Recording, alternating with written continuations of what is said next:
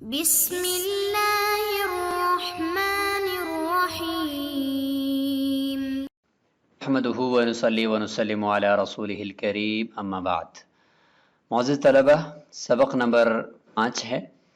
اور اس سبق میں فصل فی بیان المحرمات کے ذیل میں ہم بات کریں گے زنا کی وجہ سے حرمت مصاہرت یعنی سسرالی رشتے کی حرمت کا ثبوت، اور عدت کے اندر عورت یعنی اپنی بیوی کی بہن سے نکاح کرنا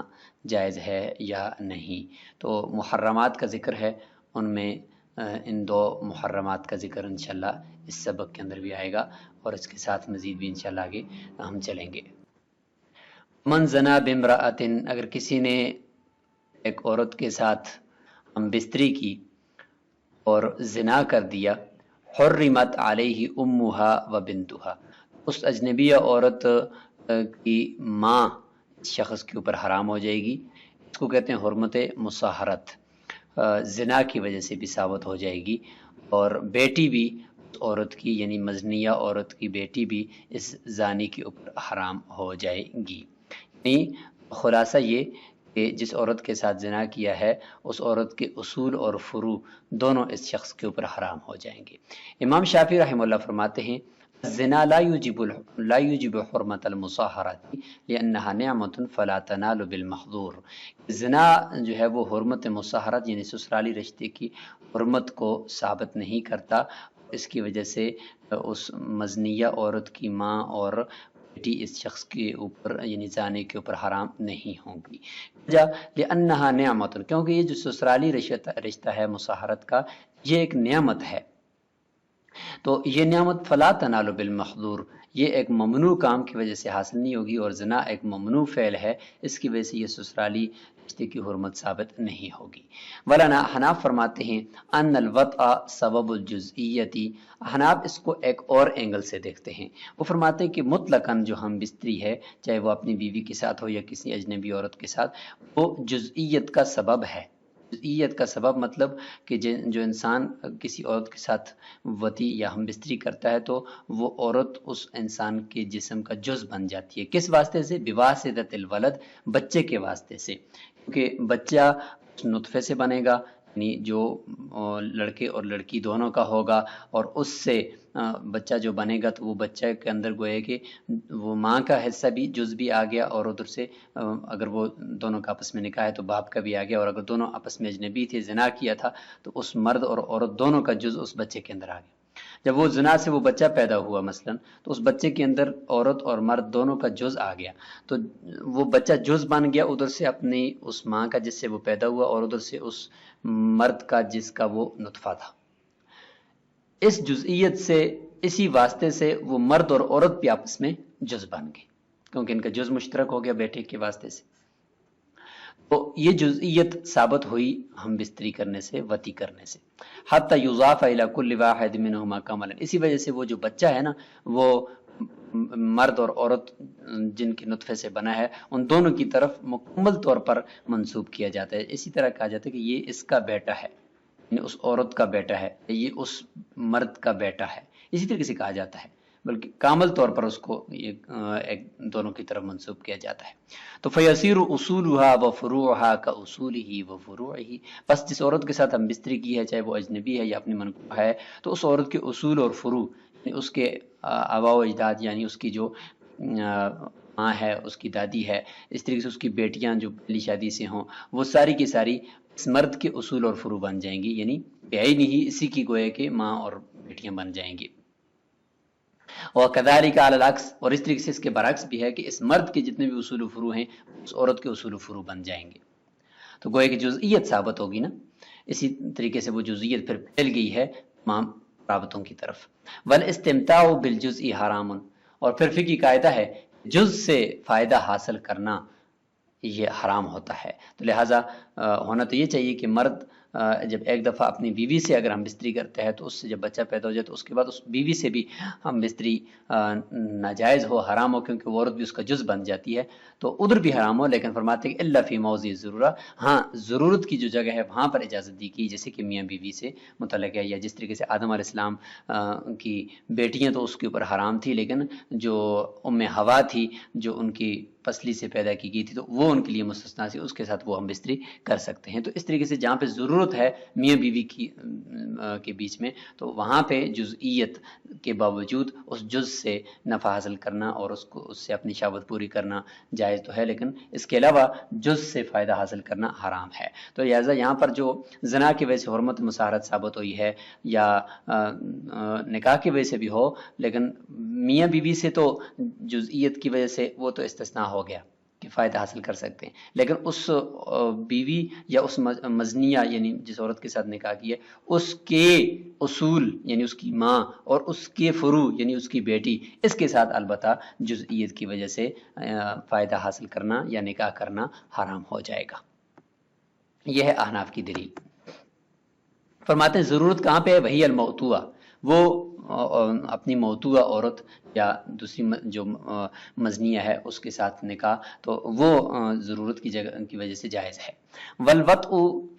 محرم من حیث انہ سبب الولد لا من حیث انہ زنا. امام شافعی رحمۃ اللہ نے فرمایا کہ زنا ایک ممنوع فعل ہے اور اس کی وجہ سے حرمت مصاہرت ثابت نہیں ہوگی. تو ہم فرماتے ہیں کہ والوطء، یہ جو زنا کی وجہ سے وطی ہوئی ہے یہ حرام کر دیتی ہے حرمت مصاہرت یعنی سسرالی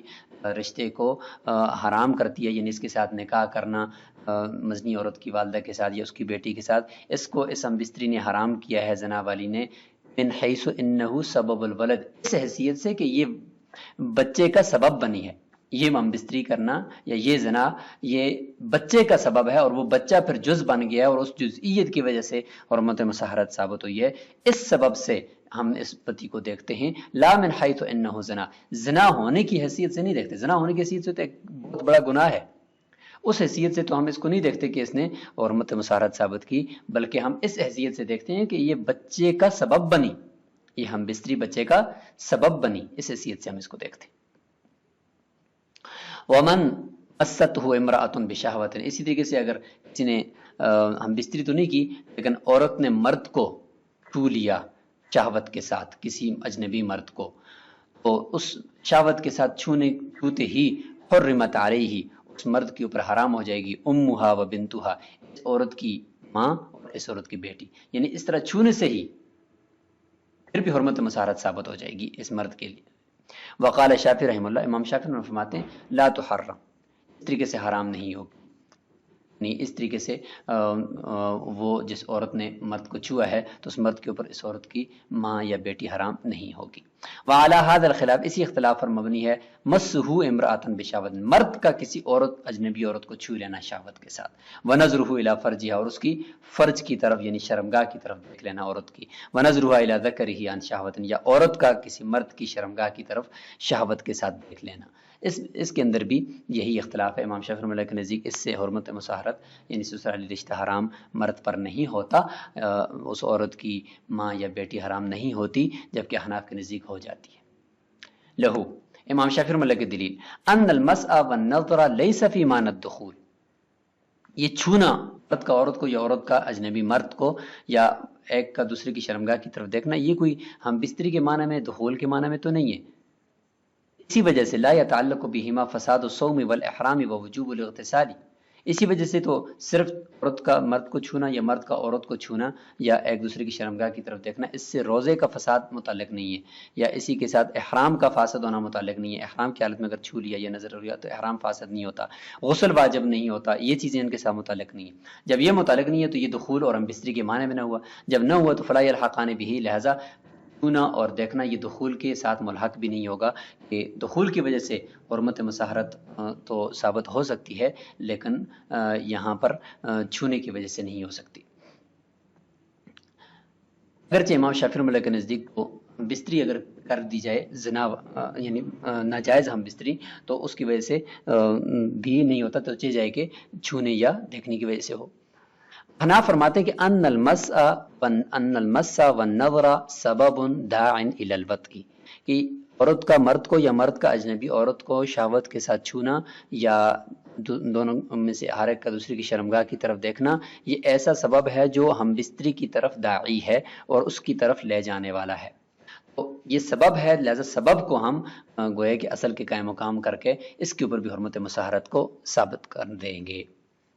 فیقام مقامہ فی موضع الاحتیاط، پس یہ چھونا اور دیکھنا بھی یہ بھی ہم بستری ہی کے قائم مقام کر دیا جائے گا احتیاط کی جگہ پر، کیونکہ احتیاطاً ایسے یہ کہ یعنی اس میں چانس قوی ہے کہ ہم بستری تک یہ لے جائیں، تو لہذا احتیاطاً حرمت مسارت اس سے بھی ثابت ہو جائے گی. ثم ان المس بشہوت، اچھا پھر شہوت کا کے ساتھ چھونا کی کیا مقدار ہے، مرد عورت کو چھوئے یا عورت مرد کو. فرماتے ہیں کہ شہوت کے ساتھ چھونا مرد کا عورت کو اس طریقے سے اس کی علامت ہے کہ ان تنتشر الآلہ، آلہ تناسل مرد کا جو ہے وہ منتشر ہو جائے، یعنی اس کے اندر حرکت پیدا ہو جائے چھونے کے ساتھ، اس کو کہتے ہیں شہوت. یعنی پہلے اگر نہ ہو تو پھر اس کو چھونے کے ساتھ حرکت پیدا ہو جائے. او تزداد انتشارا، یا یہ ہے کہ تزدادہ تنتشرہ کے اوپر عطف ہے کہ اگر پہلے سے انتشار تھا یعنی آلہ تناسل کھڑا ہوا تھا، حرکت میں تھا، تو عورت کو چھونے سے مزید اس کے اندر اضافہ ہوا ہے، تو اس کو کہتے ہیں شہوت کے ساتھ چھونا. اس سے حرمت مسارت ثابت ہوگی. مفتبی قول یہی ہے. والمعتبر النظر الى الفجر فرج الداخل، اچھا تو شرمگاہ کی طرف دیکھنے کا مسئلہ ہے، مرد کا عورت کی شرمگاہ کو دیکھنے سے جہاں سے حرمت مسارت ثابت ہوگی وہ معیار یہ ہے کہ عورت کی شرمگاہ کے اندر دیکھے، غیر سے نہیں بلکہ اندر دیکھے. ولا يتحقق ذلك الا عند اتکائها، یہ متحقق نہیں ہو سکتا مگر اس وقت جب عورت نے ٹیک لگائی ہوئی ہو، عورت نے تکیہ لگایا ہوا ہو اور اپنی کمر کسی جگہ پہ اس نے اس کو ٹیک لگایا ہوا ہو، تو اس دوران اس کی اگر شرمگاہ کو نیچے سے دیکھ لیا کسی مرد نے اور اس کے شرمگاہ کے اندر کے حصے کو دیکھ لیا تو اس سے حرمت مسارت ثابت ہو جائے گی. تو یہ ہے اس کی مقدار. ولو مس انزلہ، اگر کسی مرد نے عورت کو شہوت کے ساتھ چھوا تو اس کو انزال ہو گیا، مرد فارغ ہو گیا، یعنی اس کی منی نکل گئی. فقط قیلا، اس میں ایک قول یہ ہے کہ انہو یوجب الحرمت، یہ بھی یعنی انزال ہو جانا بھی اس سے بھی حرمت مساہرت ثابت ہو جائے گی، اور یہ بھی حرمت مساہرت کو ثابت کر دے گا، اس عورت کی ماں اور بیٹی اس پر حرام ہو جائے گی. لیکن مفتبی قول اس میں یہ ہے کہ انہو لا یوجبہا، کہ یہ جو فارغ ہو چکا ہے چھونے کی وجہ سے، یہ صورتحال اس کے اوپر حرمت مسارت کو ثابت نہیں کرتی. لہذا اس عورت کی ماں اور بیٹی کے ساتھ اس کا نکاح کرنا جائز ہے. کیوں؟ لأنه بالانزال تبین انه غیر مفض الى الوطء، کیونکہ پتہ چل گیا ہے کہ انزال ہونے کی وجہ سے یہ بات معلوم ہو گئی ہے، اب یہ اس مرد کا عورت کو چھونا اس کو ہم بستری کی طرف نہیں لے جائے گا، کیونکہ اس شخص کی شہوت صرف چھونے سے ہی پوری ہو چکی ہے. اب ہم بستری یہ نہیں کرے گا، جب نہیں کرے گا تو لہٰذا یہ ہم بستری کے معنی میں بھی یہ چھونا نہ ہوا، اور یہ سبب اس کی طرف داعی بھی نہ ہوا، کیونکہ اب اس کی شہوت پوری ہو چکی ہے. وعلی ھذا اتیان المرأة فی الدبر، فرماتے ہیں کہ اسی اختلاف پر ہے اور اسی مسئلے کے اوپر یہ بھی ہے کہ مرد عورت کی دبر کے اندر ہم بستری کر لے. تو فرماتے ہیں کہ اگر دبر کے اندر ہم بستری کرنے سے اس کو انزال ہو گیا ہے، پھر فرماتے ہیں کہ حرمت مسارت ثابت نہیں ہوگی، کیونکہ قبول کی طرف ابھی جانے کی اس کی خواہش نہیں ہوگی، یعنی انزال ہونے کی وجہ سے. اور ایک قول تو وہی ہے، لیکن مفتوی قول اس میں بھی یہی ہے کہ اگر انزال ہو گیا ہے دوبر میں ہم بستری کرنے سے تو اب اس کے اوپر حرمت مسارت ثابت نہیں ہوگی. وَإِذَا طَلَّقَ امْرَأَتَهُ طَلَاقًا بَائِنًا أَوْ رَجْعِيًّا، ایک مرد نے اپنی بیوی کو طلاق بائن دے دی یا طلاق رجی دے دی. تو طلاق بائن ہے، طلاق رجی ہے، اس کی عورت عدت گزار رہی تھی، تو لم یجوز له ان يتزوج باختها حتى تنقضي عدتها. فرماتے ہیں کہ اس آدمی کے لیے جائز نہیں ہے کہ وہ اپنی اس عورت متعلقہ عورت کی بہن کے ساتھ شادی کرے عدت کے دوران، حتی تنقضی عدت، یہاں تک کہ اس بیوی کی عدت پوری ہو جائے. جب عدت پوری ہو جائے گی تو یہ گویا کہ اس کی نکاح سے نکل جائے گی. جب تک کہ عدت ہے تو ابھی تک نکاح کے احکام باقی ہیں، نان نفقہ وغیرہ، تو اس وقت تک اس کی بہن کے ساتھ اگر نکاح کرے گا تو گویا کہ جمع کرنا لازم آئے گا. امام شافعی رحمہ اللہ فرماتے ہیں ان کانت العدت عن طلاق بائن او ثلاث، اگر عدت طلاق بائن کی ہے، ایک طلاق بائن ہے یا دو ہیں یا تین طلاق بائن ہے جس کو طلاق مغلظہ کہتے ہیں، تو ان صورتوں کے اندر امام شافعی فرماتے ہیں کہ جائز ہے کہ وہ اس عورت کی بہن کے ساتھ اس عورت کی عدت کے دوران نکاح کرے. وجہ لانقطاع النکاح بالکلیہ، وہ فرماتے ہیں طلاق بائن یا طلاق مغلظہ کی صورت میں تو کلی طور پر نکاح تو ٹوٹ چکا ہے، کیونکہ اعمالا للقاطع، قاطع یعنی جو طلاق ہے اس کو عمل میں لانے کی وجہ سے، کیونکہ وہ عمل میں لایا گیا طلاق ہو گئی ہے، تو اس قاطع کی وجہ سے وہ ہے کہ نکاح منقطع ہو چکا ہے۔ ولہذا لو وطیھا، اسی وجہ سے اگر عدت کے دوران اگر کوئی شخص اس عورت کے ساتھ ہم بستری کر لیتا ہے، تو یعنی متعلقہ عورت کے ساتھ طلاق بائن یا طلاق مغلظہ والی کے ساتھ مع العلم بالحرمہ، جانتے ہوئے کہ یہ عورت میرے اوپر حرام ہے، فرماتے یجب الحد، امام شافعی فرماتے ہیں کہ اس کے اوپر حد واجب ہو جاتی ہے۔ تو یہ اس بات کی دلیل ہے کہ یہ عورت اب اس سے جدا ہو چکی ہے، لہٰذا اب اس کی بہن کے ساتھ نکاح عدت کے دوران کر سکتا ہے۔ احناف فرماتے ہیں ان نکاح الاولی قائم، اگرچہ طلاق بائن ہے، اگرچہ طلاق رجی ہے، ابھی تک نکاح من وجہ باقی ہے، قائم ہے، لبقاء احکام ہی، اس نکاح کے احکام باقی ہیں، کیا؟ جیسے کہ النفقہ، عورت کے اوپر اس کا نفقہ لازم ہے، عورت کو خرچہ دینا لازم ہے، المنع، اور اسی طریقے سے عورت کو منع کیا گیا ہے کہ وہ مرد کے گھر سے نکلے جب تک اس کی عدت پوری نہیں ہوئی، والفراش، اور فراش باقی ہے کہ اگر اس دوران عورت کو عدت کے دوران بچہ پیدا ہو جاتا ہے تو وہ بچے کا نسب ثابت ہو جائے گا اس مرد سے۔ تو یہ سارے احکام تو ایسے ہیں کہ ان کی وجہ سے نکاح من وجہ باقی ہے، اور دوسرے من وجہ نکاح ختم بھی ہو چکا ہے کہ چونکہ طلاق ہو چکی ہے، تو لہٰذا من وجہ جب نکاح باقی ہے اس وجہ سے ہم یہ کہیں گے کہ ابھی تک نکاح باقی ہونے کی وجہ سے، بعض احکام کے باقی ہونے کی وجہ سے اب اس عورت کی بہن کے ساتھ نکاح نہیں کر سکتا۔ ہم شافعی نے فرمایا کہ قاطع جو طلاق ہے وہ عمل میں آ گئی ہے، اس کو عمل دے دیا گیا ہے، لہذا جب طلاق بائن ہے یا طلاق ثلاثہ ہے تو اس کی وجہ سے نکاح منقطع ہو جائے گا۔ تو اس کا جواب یہ کہ والقاطع تأخر عملہ، قاطع ٹھیک ہے پایا گیا طلاق بائن یا طلاق ثلاثہ، لیکن اس کا عمل مؤخر ہو چکا ہے عدت کے پورا ہونے تک، اس کا عمل مؤخر ہو چکا ہے۔ ولہذا بقی القید، اسی وجہ سے تو یہ قید باقی ہے نا۔ قید کا مطلب یعنی گھر سے باہر نکلنے کے اوپر پابندی ہے اس عورت کے، ادھر ہی شوہر کے پاس ہی عدت گزارے گی۔ تو اسی وجہ سے پتہ چلا کہ قاطع تو ٹھیک ہے پایا گیا، لیکن اس کا عمل عدت کے پورا ہونے تک مؤخر ہے۔ اور حد کے بارے میں جو امام شافعی نے فرمایا کہ اسی وجہ سے اگر یہ شخص دوران عدت اس عورت سے ہم بستری کر دے تو اس کے اوپر حد جاری ہوتی ہے، فرماتے کہ والحد لا یجب علی اشارۃ کتاب الطلاق۔ ایک تو جواب یہ کہ ہم مانتے ہی نہیں کہ حد واجب ہوتی ہے، حد واجب نہیں ہوتی، مبسوط کی کتاب الطلاق کے اشارے، وہاں پہ اشارہ ملتا ہے کہ اس کے اوپر طلاق یعنی شبے کی وجہ سے اس کے اوپر حد جاری نہیں ہوگی، مسعود کے اندر لکھا ہوا ہے ولا عبارت کتاب الحدود یجب۔ اور دوسرا جواب یہ کہ ٹھیک ہے ہم مانتے ہیں کہ مبسوط کی کتاب الحدود کے اندر جو عبارت ہے اس سے پتہ چلتا ہے کہ اس شخص کے اوپر حد واجب ہو جائے گی دوران عدت ہم بستری کرنے کی صورت میں، لیکن وہاں پر پھر ہمارا جواب یہ ہوگا کہ لأن الملک قد زال فی حق الحل، یعنی حد اس وجہ سے جاری واجب ہوتی ہے دوران عدت ہم بستری کرنے میں، یہ عورت حلال ہونے کے حق میں اس شخص کی ملکیت سے نکل چکی ہے اور اس شخص کی ملکیت زائل ہو چکی ہے اس عورت کے ساتھ ہم بستری کرنے کے حق میں، تو فیتحقق الزنا، اس صورت میں تو زنا متحقق ہو جائے گا، تو لہذا حد واجب ہو جائے گی۔ لیکن ولم یرتفع فی حق ما ذکرنا، لیکن ملکیت ابھی تک اٹھی نہیں ہے ان حقوق کے حق میں جو ہم نے ذکر کیے، نفقہ اور فراش اور گھر سے نکلنے کی پابندی، اس حق میں اگر دیکھا جائے تو ابھی تک ملکیت مکمل طور پر مرد کی اٹھی نہیں ہے۔ اس اعتبار سے اگر دیکھا جائے تو فیسیر جامعان، تو یہ گویا کہ اگر اس کی بہن کے ساتھ نکاح کرے گا اس دوران تو یہ جمع کرنے والا ہوگا، تو اس لیے فرمایا کہ دو نسبتیں ہیں اس عورت کی، تو ان دونوں نسبتوں کو دیکھتے ہوئے ہم بستری کی صورت میں حد واجب ہوگی، اور دوسری طرف سے اس کی بہن کے ساتھ نکاح کرنے کی صورت میں حرمت باقی رہے گی کہ جب تک عدت پوری نہیں ہوئی۔ تو ان دو مسائل کو آج ہم نے ڈسکس کیا، طلاق کے دوران عورت کی بہن کے ساتھ نکاح کرنا درست ہے یا نہیں ہے۔ احناف کے نزدیک درست نہیں ہے، امام شافعی کے نزدیک درست ہے۔ اور دوسرا مسئلہ ہم نے یہ ذکر کیا کہ زنا کی صورت میں مزنیہ عورت کی ماں یا مزنیہ عورت کی بیٹی اصول اور فروع اس مرد کے اوپر حرام ہوں گے یا نہیں ہوں گے۔ السلام علیکم ورحمۃ اللہ۔